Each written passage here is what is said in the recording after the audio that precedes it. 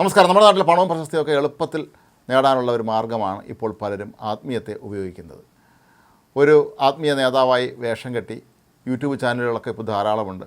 സ്വന്തമായിട്ട് YouTube channel തുടങ്ങിയിട്ട് അവിടെ വന്ന് സ്വന്തമായി വലിയ തോതിൽ തള്ളു നടത്തിയും മറ്റ് കലാപരിപാടികളൊക്കെ നടത്തിയും ആളുകളുടെ വിശ്വാസം നേടി എടുത്തതിന് ശേഷം വലിയ തോതിൽ പണം തട്ടിപ്പ് നടത്തുക, സ്ത്രീകളെ പീഡിപ്പിക്കുക തുടങ്ങിയ പരിപാടികളായി നടക്കുന്ന ഒരുപാട് വ്യാജന്മാർ ഇപ്പോൾ നമ്മുടെ നാട്ടിലുണ്ട്. ഇത്തരത്തിലൊരാളാണ് കഴിഞ്ഞ ദിവസം കൊല്ലത്തെ വെണ്ടാറിൽ പിടിയിലായ ജ്യോത്സ്യൻ മുരാരി തന്ത്രി. ഈ മുരാരി എന്ന പേര് കേൾക്കുമ്പോൾ തന്നെ ശബരിമലയിലെ സ്വർണ്ണക്കൊള്ളയുമായി ബന്ധപ്പെട്ട് പിടിയിലായ മുരാരി ബാബുവിനെയാണ് നമുക്ക് പെട്ടെന്ന് ഓർമ്മ വരുന്നത്. ഈ മുരാരിമാർക്കെല്ലാം കൂട്ടത്തോടെ കഷ്ടകാലം വന്നോ എന്ന് നമ്മൾ സ്വാഭാവികമായും സംശയിക്കേണ്ട ഒരു അവസ്ഥയാണ് ഇപ്പോഴുള്ളത്. ഏതായാലും ഈ ജ്യോത്സ്യൻ മുരാരി തന്ത്രികൾ അത്ര മോശക്കാരനല്ല. ഇയാൾ നേരത്തെ ഒരു ഓട്ടോറിക്ഷ ഡ്രൈവറായിരുന്നു. ഒരു ഓട്ടോറിക്ഷ ഡ്രൈവറുടെ വരുമാനം കൊണ്ട് ആഡംബര ജീവിതം നയിക്കാൻ കഴിയില്ല എന്ന് മനസ്സിലാക്കിയ ഇയാൾ മറ്റു പലരും ചെയ്യുന്നത് പോലെ തന്നെ ആത്മീയ വേഷം കെട്ടുകയാണ്. ഒരു ജ്യോത്സ്യനായി അവതരിക്കുന്നു, സ്വന്തമായ ഒരു യൂട്യൂബ് ചാനൽ തുടങ്ങുന്നു. അതിലൂടെ നിരന്തരമായി തള്ളിൻ്റെ ഒരു പ്രവാഹമാണ് ഇയാൾ നടത്തിക്കൊണ്ടിരുന്നത്. ഇയാൾ മാപ്പിളപ്പാട്ട് പാടുന്നു, ഇയാൾ നൃത്തം ചെയ്യുന്നു, അതുപോലെ വലിയ തോതിലുള്ള അവകാശവാദങ്ങൾ നടത്തും. മലയാള സിനിമയിലെ പല പ്രമുഖരായ നടന്മാരും നടിമാരും ഒക്കെ ഇപ്പോഴും അവിടെ നിലനിൽക്കുന്നത് തൻ്റെ ജ്യോതിഷത്തിൻ്റെ കഴിവുകൊണ്ടാണ് എന്ന് ഇയാൾ പറയുന്നു. എന്തിനേറെ ISROയിൽ നിന്ന് റോക്കറ്റുകൾ വിക്ഷേപിക്കുന്നത് പോലും തന്നോട് സമയവും കാലവും ചോദിച്ചിട്ടാണെന്നാണ് ഇയാൾ യൂട്യൂബ് ചാനലിലൂടെ അവകാശപ്പെട്ടിരുന്നത്. ഏതായാലും കഴിഞ്ഞ ദിവസം ഇയാൾ പിടിയിലായത് ഒരു പോക്സോ കേസിലാണ്.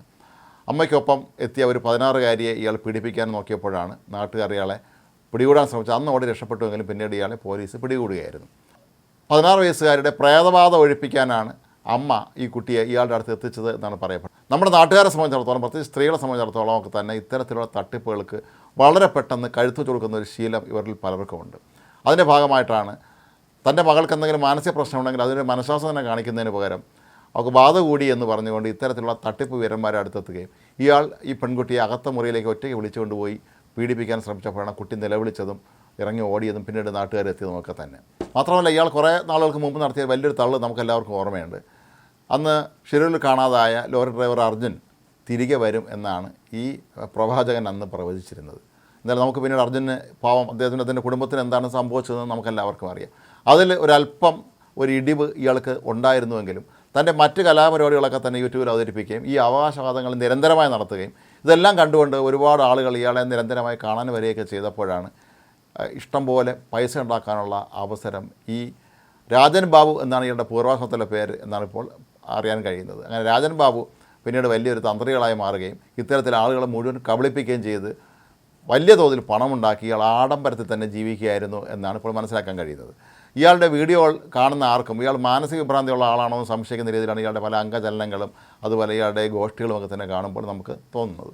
ഏതായാലും ഇത്തരത്തിലുള്ള ആളുകൾക്കാണ് ഇന്നത്തെ കാലത്ത് ഡിമാൻഡ് കൂടുതൽ ഉള്ളത് എന്നുള്ള ഒരു സത്യം നിലനിൽക്കുമ്പോൾ സാമൂഹ്യ മാധ്യമങ്ങളിലൊക്കെ തന്നെ ഇത്തരത്തിലുള്ള ആളുകൾ വന്ന് ഈ ഇമാതിരി തരംതാണ രീതിയിലുള്ള പല കോപ്രായങ്ങളും കാണിക്കുമ്പോൾ അല്ലെങ്കിൽ ആത്മീയമായി താൻ വളരെ ഔന്നത്യം പുലർത്തുന്ന വ്യക്തിയാണെന്ന് സ്വയം അവകാശപ്പെടുകയും ISRO ഉൾപ്പെടെയുള്ള സ്ഥാപനങ്ങളെപ്പോലും തൻ്റെ വരുതിയിൽ നിർത്താൻ കഴിവുള്ള ആളാണെന്ന് പ്രഖ്യാപിക്കുമ്പോഴും ഇതൊക്കെ വിശ്വസിക്കാൻ ഇറങ്ങുന്ന ജനങ്ങളെക്കുറിച്ചാണ് നമ്മൾ ഒരു നിമിഷം ചിന്തിക്കേണ്ടത്.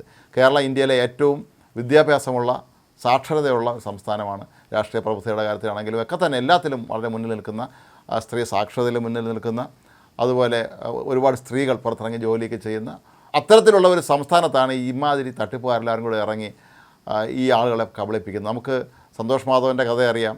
അതുപോലെ മോൺസൺ മാവുങ്കൽ എന്ന ഈ സംസ്ഥാനത്തെ പോലീസ് മേധാവികളെ പോലും തൻ്റെ വരുതിയിൽ നിർത്തി പണ്ടത്തെ കാലത്തെ സിംഹാസനത്തിലിരുന്ന്, രാജാവിൻ്റെ സിംഹാസനത്തിലിരുന്നു കൊണ്ട് നമ്മുടെ സംസ്ഥാനത്തെ IG-മാരെ വരെ വാളും പിടിച്ച് കാവൽ നിർത്തി ഫോട്ടോ എടുത്ത് അവരെല്ലാവരും കളിയാക്കിയ, അവരെല്ലാവരും പറ്റിച്ച് ജീവിച്ച ആളൊക്കെ ഇപ്പോഴും നമ്മുടെ നാട്ടിലുണ്ട്. ഇയാൾക്കെല്ലാം അന്ന് ഇഷ്ടം പോലെ അനുയായികളുണ്ടായിരുന്നു. അവിടെ ശ്രദ്ധിക്കേണ്ട കാര്യം പലപ്പോഴും സ്ത്രീകൾ തന്നെയാണ് ഇവരുടെയൊക്കെ തന്നെ കൂടുതൽ ഇരകളായി മാറുന്നത്. കാരണം അവർ കുറച്ചുകൂടെ നിഷ്കളങ്കരായതുകൊണ്ടായിരിക്കാം ഇത്തരത്തിലുള്ള ആളുകളിലേക്ക് പെട്ടെന്ന് തന്നെ ഇവർ ആകർഷിക്കപ്പെടുന്നത്. മാത്രമല്ല, സമൂഹ മാധ്യമങ്ങളിലൂടെ വന്ന് പറയുന്ന പല കാര്യങ്ങളും സത്യമാണ് എന്ന് തെറ്റിദ്ധരിക്കുന്ന വലിയൊരു വിഭാഗം ജനങ്ങൾ ഇന്നും നമ്മുടെ ഇടയിലുണ്ട്. അവരെയൊക്കെ തന്നെയാണ് ഈ പറഞ്ഞതുപോലെയുള്ള സന്തോഷ് മാധവനാണെങ്കിലും അതിൽ മോൺസൺ മാവുങ്കലാണെങ്കിലും ഇപ്പോൾ ഏറ്റവും ഒടുവിൽ ഇപ്പോൾ പിടിയിലായിരിക്കുന്ന നമ്മുടെ തന്ത്രികളാണെങ്കിലും ഒക്കെ തന്നെ ഇവരെല്ലാവരും തങ്ങളുടെ പേര് പോലും മറച്ചു വെച്ച് വേറെ പേര് സ്വീകരിച്ചുകൊണ്ട് ഇമാതിരി തട്ടിപ്പ് നടത്തുകയും ആളുകളെ വലിയ തോതിൽ സാമ്പത്തികമായും സ്ത്രീകളെ ലൈംഗികമായൊക്കെ തന്നെ ചൂഷണം ചെയ്യുകയും ചെയ്യുന്ന ഈ അവസ്ഥ ഇനി എന്നാണ് കേരളത്തിൽ അവസാനിക്കുക എന്ന് സ്വാഭാവികം നമ്മൾ ചിന്തിക്കേണ്ടി വരും. അപ്പോഴും ഒരു കാലഘട്ടം നമുക്ക് ഓർമ്മയുണ്ട്. കുറേ വർഷങ്ങൾക്ക് മുമ്പ് കേരളത്തിലെ ഇത്തരത്തിലുള്ള ഈ വ്യാജ സിദ്ധന്മാർക്കെതിരെ ജനങ്ങൾ തെരുവിലിറങ്ങിയ ഒരു സംഭവം ഉണ്ടായിരുന്നു. ഇതുപോലെയുള്ള പല വ്യാജന്മാരെ അന്ന് ജനങ്ങൾ പിടികൂടിയിരുന്നു. അവർ പലരും ഇവിടെ നിന്ന് ഓടി രക്ഷപ്പെടുകയൊക്കെ തന്നെ ചെയ്തിട്ടുണ്ടായിരുന്നു. ഭൂരിഭാഗം പേര് ഇപ്പോൾ തിരികെ മടങ്ങിയെത്തി വീണ്ടും കബളിപ്പിക്കലുമായി മുന്നോട്ട് പോവുകയാണ്. എളുപ്പത്തിൽ അധ്വാനിക്കാതെ പൈസ ഉണ്ടാക്കാൻ എന്ത് മാർഗമുണ്ട് എന്ന് അന്വേഷിക്കുന്ന പാവപ്പെട്ട മലയാളി ഇവരുടെ മുന്നിൽ കഴുത്തുകൊണ്ട് വയ്ക്കുകയും ചെയ്യുന്നു എന്നുള്ളതാണ് പരമാർത്ഥം.